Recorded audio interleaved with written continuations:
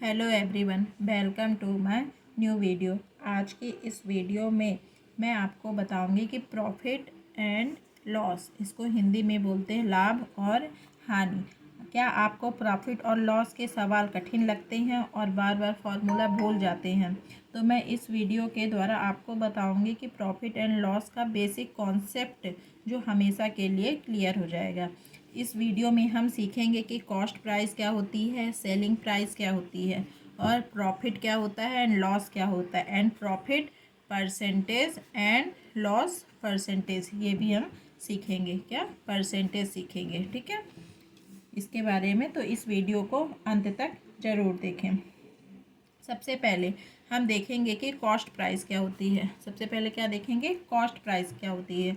तो cost price को बोलते हैं जिस जिस प्राइस में जो उसकी क्या कहते हैं, जिस प्राइस में मान लो हम कोई सामान लेते हैं तो हम उसको जिस प्राइस में ख़रीदते हैं तो वो हमारा क्या होता है, कॉस्ट प्राइस। मान लो कोई वस्तु है तो उसको हम 10 रुपये में ख़रीदे तो वो हमारा क्या हुआ, कॉस्ट प्राइस। मान लो हमारे पास कोई वस्तु है, जैसे सीपी, मैं इसको शॉर्टकट में लिखती हूँ, कोई वस्तु 10 रुपये में ख़रीदे तो ये क्या हुआ, इसकी कॉस्ट प्राइस हो गई। और मान लो फिर उसको सेलिंग प्राइस, मतलब जिसमें हम उसको बेचते हैं, एसपी। सेलिंग प्राइस क्या मतलब, जो मान लो उसको बेचते हैं, उसको बेचे, मान लो 10 में ख़रीदे हम लोग, 15 में बेच दिए, 15 में बेच दिए तो ये क्या हो गया, उसकी सेलिंग प्राइस। हम उसको 10 में ख़रीदे, 15 में बेच दिए तो हम देखेंगे कि हम जितने में ख़रीदे उससे 5 ज़्यादा में बेच दिए। तो यहाँ पर हम देखेंगे कि हमें क्या हो गया, प्रॉफिट हो रहा है, क्योंकि हम जितने में ख़रीदे उससे ज़्यादा में बेचे तो यहाँ पर प्रॉफिट हो रहा। तो सेम यही है कि जितने कॉस्ट प्राइस जो ख़रीदे और उतने में बेच दिए तो वो हमारा क्या हो गया, प्रॉफिट हो गया। मतलब यहाँ पर प्रॉफिट हो गया, मतलब हम SP माइनस CP करें, ठीक है, और ये SP माइनस CP करेंगे तो यहाँ पर हमारा कितना 5 आ गया। ये हमारा 5 रुपीज़ का यहाँ पर क्या हो गया, 5 रुपीज़ का हमें प्रॉफिट हो गया, ठीक है।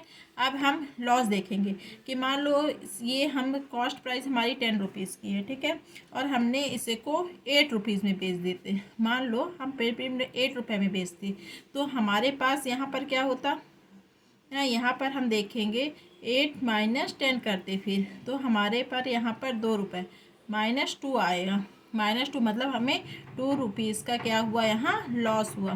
क्या हुआ, 2 रुपीज़ का यहाँ पर हमें लॉस हुआ। तो इस तरह से हम प्रॉफिट और लॉस निकाल सकते हैं, ठीक है। क्या सेलिंग प्राइस में कॉस्ट प्राइस को माइनस करेंगे, अगर प्लस में आया तो मतलब प्रॉफिट हो रहा है, और अगर माइनस में आया मतलब वो लॉस हो रहा है। क्या हो रहा है, लॉस हो रहा है। ये इंक्रीज़ हो रहा है एंड ये डिक्रीज़ हो रहा है। इस तरह हम प्रॉफिट और लॉस को कर सकते हैं, ठीक है। इसका मतलब ये कि अगर जब भी सेलिंग प्राइस बड़ा होगा कॉस्ट प्राइस से तो क्या होगा, प्रॉफिट होगा। क्या होगा, प्रॉफिट होगा। और अगर सेलिंग प्राइस जो है कॉस्ट प्राइस से कम है तो यहाँ पर क्या होगा, इस कंडीशन में क्या होगा, लॉस होगा। हमेशा क्या होगा, लॉस होगा। ओके, आइए हम एक तो एग्जाम्पल के थ्रू हम देखते हैं, ठीक है।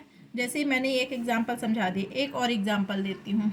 एक और एग्जाम्पल के थ्रू हम समझेंगे कि मान लो हमारी कॉस्ट प्राइस किसी की 500 है, ठीक है, एंड सेलिंग प्राइस उसे की कितनी है, 530 है, ठीक है। तो हम देखेंगे यहाँ पर जो SP है, सेलिंग प्राइस, वो बड़ी है किससे, कॉस्ट प्राइस है, तो यहाँ हमेशा प्रॉफिट होगा। कितने का प्रॉफिट होगा, अगर इसमें हम प्लस सेलिंग प्राइस में कॉस्ट प्राइस को माइनस करेंगे तो कितना आएगा, 30, तो 30 हमारा प्लस में जाएगा। अब हम यहाँ पर देखेंगे कि मान लो सेलिंग प्राइस इसकी 530 ना होके मान लो इससे कम ले लेते हैं तो हमारे पास यहाँ 400 का आ गया। तो यहाँ पर हम देखेंगे कि सेलिंग प्राइस जो है क्या होगी, लेस होगी कॉस्ट प्राइस से। तो यहाँ पर हमें कितने का लॉस हुआ, 100। अगर हम करेंगे तो 100 रुपीज़ का हमारे पास लॉस होगा। तो इस तरह से हम इसे को फाइंड कर सकते हैं। अब हम प्रॉफिट निकालेंगे कि प्रॉफिट परसेंटेज कितना हुआ, ठीक है, कितना प्रॉफिट परसेंटेज।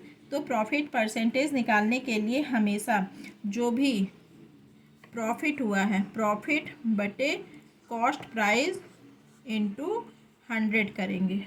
ठीक है, क्या करेंगे? 100 करेंगे। ये हमेशा याद रखना है कि जितने में प्रॉफिट हुआ, जितने का प्रॉफिट हुआ बटे कॉस्ट प्राइस और फिर इंटू 100, क्योंकि परसेंटेज निकालना है तो हमेशा 100 का मल्टीप्लाई करेंगे। फिर अगर लॉस निकालना है, लॉस में परसेंटेज, तो क्या करेंगे? Loss divide by cost price into 100। इस तरह से ये दो फॉर्मूले को हमें याद रखना है। इस तरह से हम इसको कर सकते हैं इन दोनों के हेल्प से। अब हम इसके प्रैक्टिस क्वेश्चन देखते हैं। ठीक है, हम क्या इसके क्वेश्चन देखते हैं। मान लो प्रॉफिट का निकालना है। ठीक है, किसका निकालना है? प्रॉफिट का निकालना है। तो प्रॉफिट का निकालना है तो मान लो कॉस्ट प्राइस इसकी कितनी हुई? 250 रुपीज़। ठीक है, और सेलिंग प्राइस इसकी क्या हुई? सेलिंग प्राइस उसकी हुई 300 इसकी क्या हुई? Selling price. अब इसका हमें क्या निकालना है? प्रॉफिट और प्रॉफिट परसेंट।